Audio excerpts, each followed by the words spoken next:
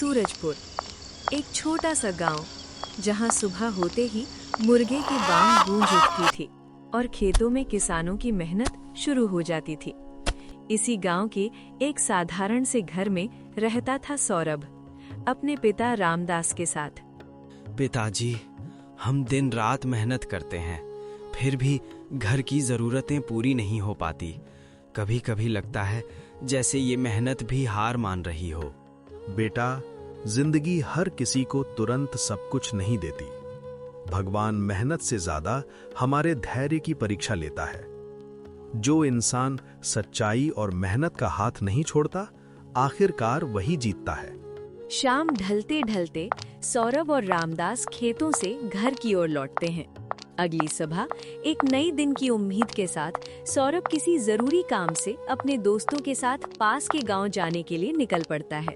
अरे सौरभ, तू तो बिल्कुल मशीन बन गया है। हर वक्त काम काम, कभी हंस भी लिया कर यार। रघु, जब घर की जिम्मेदारी कंधों पर आ जाए ना, तो मेहनत ही सबसे बड़ा सहारा बन जाती है। उसी समय गांव का अमीर सेठ हरि प्रसाद बाजार से लौट रहा था। हाथ में था पैसों से भरा थैला और मन रोज की बातों में उलझा हुआ। चलते चलते अनजाने में वो थैला रास्ते में गिर जाता है। सेठ बिना पीछे देखे आगे बढ़ जाता है। काम खत्म करके सौरभ और रघु गांव की ओर लौट रहे होते हैं।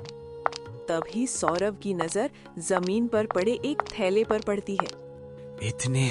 इतने पैसे, इनसे तो घर की सारी परेशानियां एक पल में खत्म हो सकती हैं। सौरभ, इसे भगवान का इशारा समझ, रख ले इन्हें, किसी को कुछ पता नहीं चलेगा। कुछ पलों के लिए सौरभ का दिल डगमगा जाता है। गरीबी, भूख और टूटे सपने उसकी आंखों के सामने आ खड़े होते हैं। अंत में वो थैला उठाकर भारी मन से घर की ओर चल पड़ता है। घर पहुंचते ही सौरभ का मन और भी बेचैन हो जाता है। उसके हाथों में थैला है, लेकिन दिल में अजीब सा डर और बोझ। वो बिना कुछ छुपाए पिता को सारी सच्चाई बता देता है। बेटा, ये पैसे हमें कुछ समय का आराम दे सकते हैं, लेकिन सुकून नहीं। जो दूसरों के हक का हो, उसे अपनाने से जिंदगी कभी शांत नहीं होती। पिता की बातें सौरभ के दिल में गहराई तक उतर चुकी थीं। अब उसके मन में कोई उलझन नहीं थी। बिना एक पल गवाए वो थैला उठाता है और उसके असली मालिक को ढूंढने निकल पड़ता है।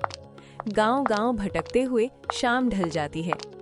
घर लौटते समय सौरभ की नजर एक बड़े पेड़ के नीचे बैठे एक उदास व्यक्ति पर पड़ती है। चेहरे पर चिंता और आंखों में बेबसी साफ झलक रही थी। काका, आप बहुत परेशान लग रहे हैं। अगर मैं कुछ मदद कर सकूं तो बताइए। बेटा, आज मेरी जिंदगी की सबसे बड़ी कमाई खो गई। वो मेरी मेहनत की सारी पूंजी थी।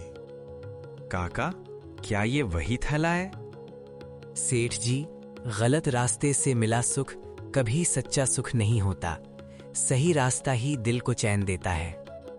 सेठ हरि प्रसाद सौरभ की सोच और ईमानदारी से दिल से प्रभावित हो जाता है। वो सौरभ को हाथ जोड़कर उसकी पढ़ाई का पूरा खर्च उठाने का वादा करता है।